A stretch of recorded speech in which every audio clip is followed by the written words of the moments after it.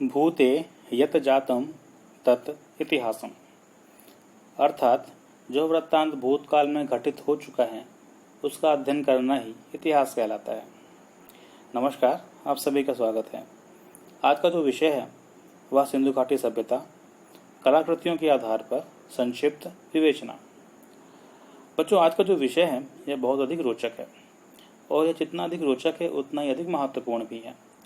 महत्वपूर्ण इसलिए क्योंकि यह विषय ऐतिहासिक रूप से यह प्रमाणित करता है कि भारत की जो कला की पृष्ठभूमि है वह आज से करीब 5000 या 5000 वर्ष से भी पहले की है और 5000 वर्ष पूर्व भी यह इतनी अधिक उन्नत थी कि यह अपनी समकालीन जो संस्कृतियाँ थीं, जैसे मिस्र की सभ्यता हो गई या मेसोपोटामिया की सभ्यता हो गई, उनमें अपना एक अनुपम स्थान ग्रहण करती है। आगे चलते हैं। आपके समक्ष जो स्लाइड है, स्लाइड में आप देख रहे हो कि कई सारे नारंगी रंग के बिंदु हैं। ये जो ऑरेंज स्पॉट हैं यह भारतीय भूभाग में इस नगरीय नदी घाटी सभ्यता की स्थलों के रूप में इंगित किए गए हैं। ये इनको आप इंडिकेट करते हैं। यहाँ पे आप देख रहे हो कि यहाँ पे बॉर्डर्स नहीं बने हुए हैं। इस पूरे भूभाग में करीब बलूचिस्तान भी आपका आ जाता है, पाकिस्तान भी आ जाता है, अफगानिस्तान भी आ रहा है और हिंदुस्तान तो है ही। तो इसका जो भौगोलिक वितरण था ये काफ़ी ज़्यादा विस्तार पूर्वक था और इस विस्तारण में करीब सैकड़ों ऐसे स्थान हमें मिले हैं या आज भी हमें करीब 5000 साल बाद आज भी हमें मिलते जा रहे हैं, जिनसे हम इस सिंधु घाटी सभ्यता या हड़प्पा सभ्यता के बारे में, नए नए रहस्यों के बारे में हमको पता लग रहा है। अब इसको हम सिंधु घाटी से भी सभ्यता बोलते हैं या हड़प्पा सभ्यता भी बोलते हैं, तो इसका कारण क्या है? सिंधु घाटी सभ्यता इसलिए बोलते हैं क्योंकि इसकी जो पूरी भौगोलिक वितरण हुआ है ये सिंधु नदी और उसके सहायक नदियों के आसपास हुआ है, इसलिए इसको सिंधु घाटी सभ्यता बोला जाता है या इंडस वैली सिविलाइजेशन बोला जाता है। इसका दूसरा नाम है हड़प्पा सभ्यता। हड़प्पा सभ्यता इसलिए बोलते हैं क्योंकि जो भारतीय पुरातत्व की परंपरा रही है, इस परंपरा में किसी भी सिविलाइजेशन का जब हम एग्जीबिशन करते हैं, जब उत्खनन करते हैं, तो जो पहला स्थान होता है उस पहले स्थान के नाम पर ही उस पूरी सिविलाइजेशन के नाम को हम रख देते हैं, इसलिए इसको हम हड़प्पा सिविलाइजेशन भी बोलते हैं। भौगोलिक वितरण के हिसाब से देखें तो इसका जो सबसे पश्चिमी केंद्र मिला है वह हमें बलूचिस्तान के पश्चिमोत्तर प्रांत में करीब सुतका गेंडोर करके एक जगह है, वहाँ पे मिला हुआ है। अगर भारतीय भूभाग के बारे में बात करें तो इसका जो उत्तरी केंद्र है वह जम्मू कश्मीर में मांडा करके एक जगह है, वहाँ पे मिला हुआ है। और इसका जो पूर्वी सिरा है वो दिल्ली के पास में मेरठ करके एक जगह है, मेरठ जिले में आलमगीरपुर करके एक स्थान है, वहाँ पे इसका साक्ष्य मिले हुए हैं। इसी क्रम में आप अगर दक्षिण की तरफ जाते हैं तो नर्मदा घाटी के पास में इसका जो आपका साउदर्न पॉइंट है वो मिला हुआ है। तो इस तरीके से आप देखोगे तो नंबर ऑफ पॉइंट्स हैं जो इस पूरे एरिया को डिस्ट्रीब्यूट हुए हैं। और अगर आप इस पूरे एरिया को देखें तो आज का जो करीब जो भारतीय भूभाग है उस भारतीय भूभाग का करीब 1/3 भूभाग ये एरिया कवर कर रहा होता है। यानी ये अपने आप में बहुत ज़्यादा फैली हुई, बहुत ज़्यादा विस्तृत नगरीय सभ्यता थी। इसकी जो समकालीन सभ्यता है, मिस्र की सभ्यता और मेसोपोटामिया की सभ्यता, अगर इसका जो एरिया है वो मिस्र और मेसोपोटामिया का जो एरिया है इन दोनों को मिला दें तभी सिंधु घाटी सभ्यता का जो फैलाव है, जो क्षेत्रफल है वह ज़्यादा है। अंदाजन ये बताया जाता है करीब 10 से 13 लाख स्क्वायर वर्ग किलोमीटर के आसपास इसका एरिया है। तो यह जो सिंधु घाटी सभ्यता है ये जितनी ज़्यादा फैली हुई है, जितनी ज़्यादा विस्तृत है, ये उतनी ज़्यादा रहस्यों को अपने आप में समेटे हुए है। अगले स्लाइड में आप देख रहे हो कि पाकिस्तान और भारत में भी इसका डिस्ट्रीब्यूशन किया गया है। इस आज की वीडियो में हम मोहनजोदड़ो और हड़प्पा से जो हमें आर्टिफैक्ट्स मिले हुए हैं उनके आधार पर सिंधु घाटी सभ्यता की विवेचना करेंगे। लेकिन उसके अलावा भी बहुत सारे सेंटर्स हैं जहाँ पे इसके आर्टिफैक्ट्स मिले हुए हैं। जैसे आपका बलूचिस्तान में सुतका कोह करके जगह आप देख रहे हो, येलो से मार्क है। डाबर कोट आपका पाकिस्तान में पड़ता है। सिमलर वे में कालीबंगा आपका इंडिया में है। कोट दीजी है, चन्हुदड़ो हो गया, आमरी हो गया, लोथल, रंगपुर, रोजदी या भगत राव और आलमगीरपुर। तो ये सारे आप देख रहे हो ये डिस्ट्रीब्यूशन आपके सामने है। यहाँ पे आप ध्यान दीजिए, जो हड़प्पा का जो स्थान है वह जो नदी है रावी नदी उसके बाएं साइड में है। द सिमिलर वे जो आपका मोहनजोदड़ो है वह सिंधु नदी के दाहिने तट पर है। अब मोहनजोदड़ो या जो हड़प्पा है इसकी भी एक कहानी है। कहानी यह है कि पेशावर से कराची तक रेलवे लाइन बिछाई जा रही थी, तो उसके लिए कुछ ईंटों की आवश्यकता हुई। तो पास में टीले पे मिट्टी की खुदाई की गई और उस मिट्टी की खुदाई में ये नगर हमारे सामने आ गया। और फिर चार्ल्स मैसान ने 1826 में सबसे पहले इनके बारे में बताया कि भाई यहाँ पे कुछ ऐसा सिविलाइजेशन जैसा कुछ है। 1853 to 73 करीब 1853 से 73 के बीच में जनरल कानिंघम ने इन सिविलाइजेशन के बारे में एग्जीबिशन कराया और कुछ चीज़ों को हमारे सामने रखा, लेकिन इस पर ज़्यादा ध्यान दिया नहीं गया। बाद में 1921 में दयाराम साहनी ने हड़प्पा पंजाब में हड़प्पा नामक जगह पे खुदाई करना शुरू किया और वहाँ पे उन्होंने बताया कि भाई ये सिविलाइजेशन यहाँ पे देखी गई है। और पंजाब में मांट गोमरी करके एक जगह थी, वहीं पे हड़प्पा की सबसे पहले एग्जीबिशन शुरू हुआ। बाद में माधव स्वरूप वत्स ने दयाराम साहनी के कार्य को आगे बढ़ाया। सिमिलर वे में जो मोहनजोदड़ो है इसका जो स्थान है वो पाकिस्तान का इस समय सिंध प्रांत है, उसका लड़काना करके एक जगह है, लड़काना के पास में ही मोहनजोदड़ो का टीला मिलता है। मोहनजोदड़ो को सिंधी लैंग्वेज में बोलते हैं मृतकों का टीला, यानी कि मुर्दों का टीला, क्योंकि जब यहाँ पे खुदाई हुई तो फिर मोहनजोदड़ो की एक गली है और उसमें करीब 17 कंकाल मिले और उन्हीं एग्जीबिशन की बेसिस पे इसको मोहनजोदड़ो का नाम दिया गया। मोहनजोदड़ो का जो एग्जीबिशन कराया वो राखालदास बनर्जी ने कराया 1922 में, और बाद में जॉन मार्शल ने इसको कंटिन्यू करा दिया। तो आज का जो वीडियो है इन्हीं दोनों स्थानों पे जो हमें एग्जीबिशंस मिले हैं, जो भी आर्टिफैक्ट्स मिले हैं, इनकी बेसिस पे होगा। इस स्लाइड में आप देख रहे हो कि जो हड़प्पा का चरणबद्ध वितरण किया गया है वो करीब 5500 साल से लेके करीब 1300 ईस्वी पूर्व तक रखा गया है। अब ये जो टाइम डिवीज़न है ये कई सारे रिसर्चर्स, कई सारे एग्जीबिटर्स जो टाइम टू टाइम निकलता आ रहा है एग्जीबिशन के बाद में, उसके हिसाब से आज इसको हम इस तरीके से बांटते हैं। पहले यह धारणा नहीं थी, तो ये आपकी अद्यतन जो धारणा है, इसका जो टाइम डिवीज़न है वो आज का है।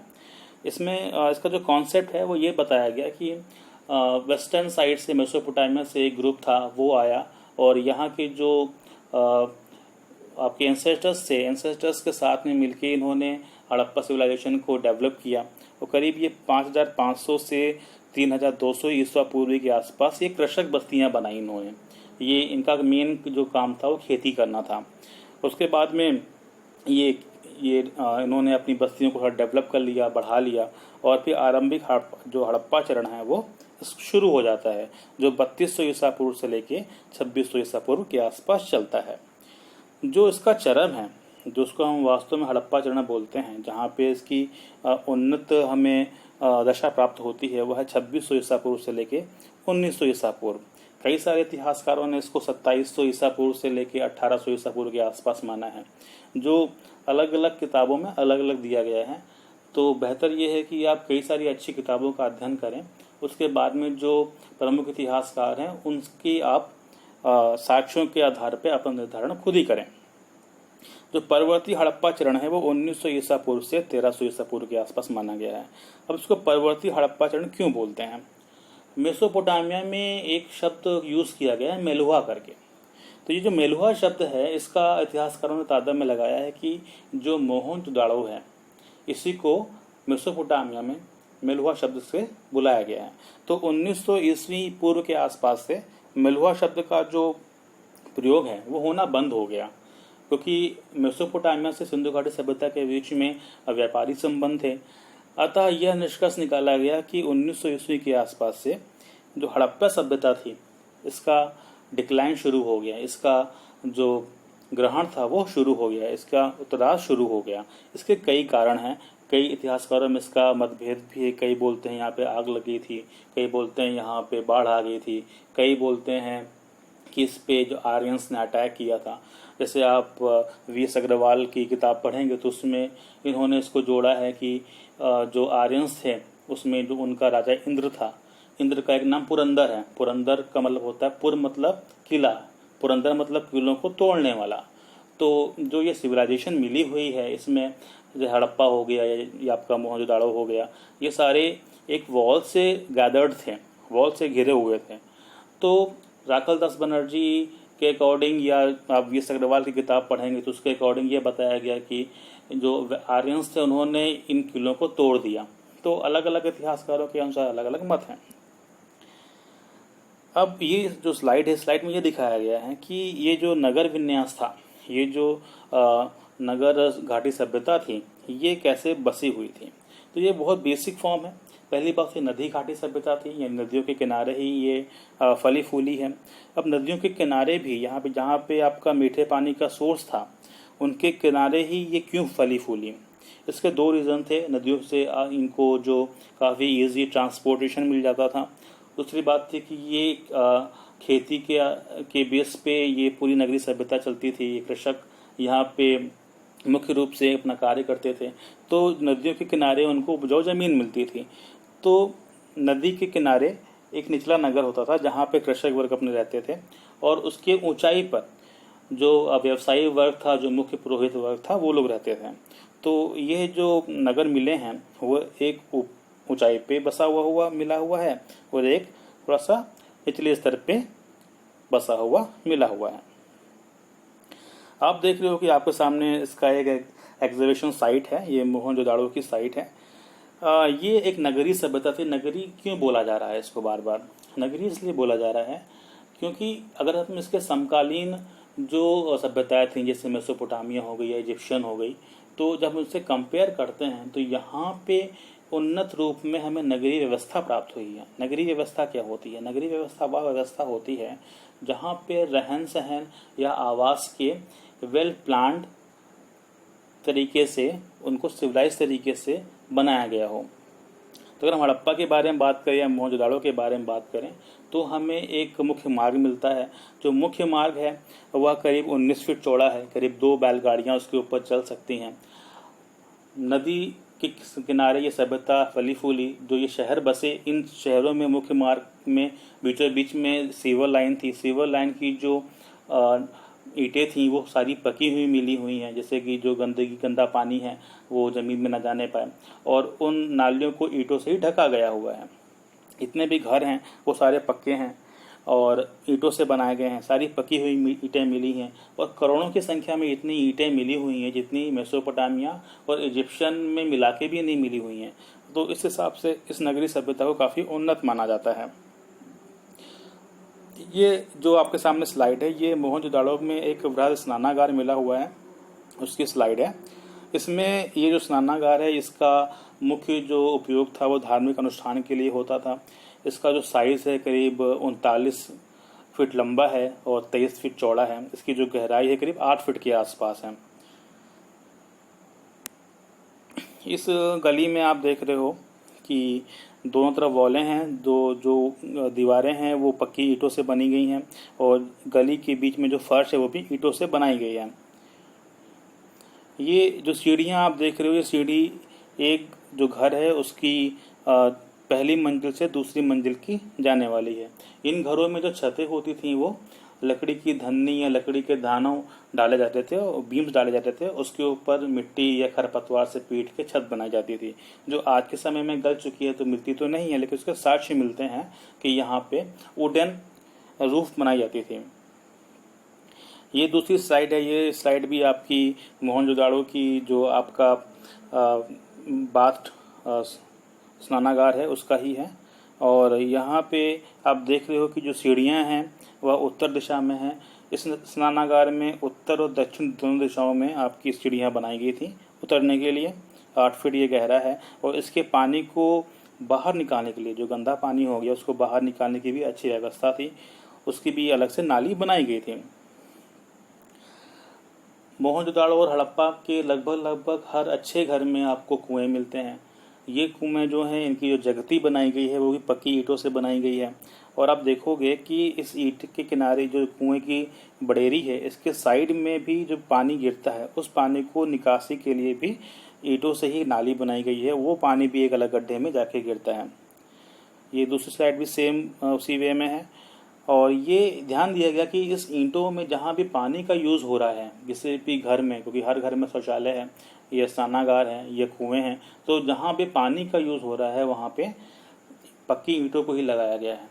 और हड़प्पा में या मोहनजोदाड़ो में जहाँ भी पक्की ईंटों का प्रयोग किया गया है, जहाँ पे पानी का यूज़ हो रहा है, तो उसकी जुड़ाई पक्की करी गई है, जिससे कि जो पानी है वो रिस करके ज़मीन में न जाने पाए। ये जो स्टाम्प टिकट है, ये पाकिस्तान ने इसकी जो 15th एनिवर्सरी थी मोहनजोदाड़ो की एग्जीबिशंस की, उस पर डिनोट किया था। इसमें आप देख सकते हो कि एक वेल दिखाया गया है और उसके पीछे जो आपका सिटीस्केप है वो दिखाया गया है। इस प्रकार हम कह सकते हैं कि जो इंडस वैली सिविलाइजेशन थी, यह अपनी समकालीन नगरीय सभ्यताओं से काफ़ी उन्नत अवस्था में थी। मोहनजोदाड़ो या हड़प्पा के एक नगर विन्यास को हम देखें तो ये पता लगता है कि सबसे पहले उन्होंने पानी के निकासी की व्यवस्था करी। पहले उन्होंने सीवर लाइन्स बनाई। सीवर लाइन बनाने के बाद में जो अवेलेबल स्पेस था वहाँ पर उन्होंने घर बनाए और वहाँ पर उन्होंने जो सामूहिक क्रियाकलाप के स्थान थे उनको बनाया। तो ये जो प्लान तरीके से सिटी को डेवलप किया गया, ये अपने आप में अनूठा था और पहली बार था। इसलिए जो इंडस वैली सिविलाइजेशन है या मोहनजोदाड़ो या हड़प्पा की जो नगरीय व्यवस्था है, वो अपनी समकालीन नगरीय व्यवस्थाओं से काफ़ी आगे की थी। लगभग हर घर में पक्के कुएं थे, हर घर में स्नानागार और शौचालय की व्यवस्था थी। गंदे पानी को निकालने की जो व्यवस्था थी वो सीवर लाइन के थ्रू होते हुए शहर के बाहर जाती थी। ये जो नालियाँ थी, घर की नालियाँ गली की नालियों में मिलती थी, गली की नालियाँ जाके एक मेन जो मुख्य नाली थी उसमें मिलती थी। जो मुख्य नाली थी उसमें कुछ दूरी के ऊपर बीच बीच में गड्ढे बनाए गए थे और उन गड्ढों के ऊपर पक्की ईंटों से उनको ढका हुआ था। उससे ये फायदा था कि जब कोई गंदगी थी जो उस नाली के थ्रू बहते हुए गड्ढों में जमा हो जाती थी, बाद में उन गड्ढों से उसको निकाल के उसको फेंक सकते थे। तो ये उन्नत व्यवस्था आज से करीब 5000 साल पहले ही इंडस वैली सिविलाइजेशन में अपना ली गई थी, जो उसके कई हजार साल बाद भी कई शहर ऐसे थे जहाँ पे नहीं थी। तो इन सारे निष्कर्षों के आधार पे हम ये कह सकते हैं कि जो इंडस वैली सिविलाइजेशन था वह एक बेहतर नगरीय व्यवस्था थी और आज भी ये हमारे लिए एक उदाहरण है। धौलावीरा इंडस वैली सिविलाइजेशन में एक ऐसा स्थान है जहाँ पे हमें एक स्टेडियम, एक पवेलियन की संकल्पना देखने को मिलती है, जहाँ पे लोग सामूहिक रूप से खेलों का आनंद लेते थे। लोथल एक ऐसा कॉन्सेप्ट देता है जहाँ पे एक आर्टिफिशियल गोदी या डॉकयार्ड बनाया गया, जहाँ पे जो आर के समय जो पानी आता था उसके थ्रू उसको उन्होंने गैदर्ड किया, उसको चैनलाइज किया और उसके थ्रू उन्होंने आर्टिफिशियल गोदी बनाई। इसमें से उस समय के जो पानी के जहाज़ थे वो अंदर आ जाते थे और तूफानों से या बाकी आपदाओं से समय वो सुरक्षित रहते थे। तो ये अपने टाइम में ये सब पहले बार हो रहा था, अपने टाइम में फर्स्ट टाइम किया गया था। तो इन सारी चीज़ों को अगर कलेक्टिव फॉर्म में देखें तो हम ये पाते हैं कि इंडस वैली सिविलाइजेशन जो है अपने आप में बहुत ज़्यादा उन्नत है। इसको एक वीडियो या एक लेक्चर में समेट पाना मुझे लगता है कि न्याय नहीं होगा। आज के इस वीडियो के इस पार्ट में हम इस नगरीय व्यवस्था तक ही चर्चा करेंगे और इसके बाद का जो दूसरा पार्ट होगा उसमें हम इंडस वैली से जो हड़प्पा या मोहनजोदाड़ो से जो हमें आर्टिफैक्ट्स मिले हुए हैं उनके बारे में हम चर्चा करेंगे, क्योंकि वीडियो काफ़ी लंबा हो जाएगा और फिर वो सही नहीं है, क्योंकि कोई भी इंसान इतना लंबा देखने का इच्छुक होता नहीं है।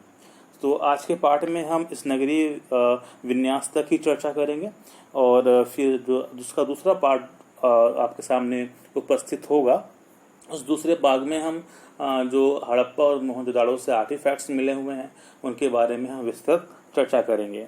तब तक आप सभी लोग सुरक्षित रहिए, पढ़ते रहिए। धन्यवाद, फिर मिलते हैं।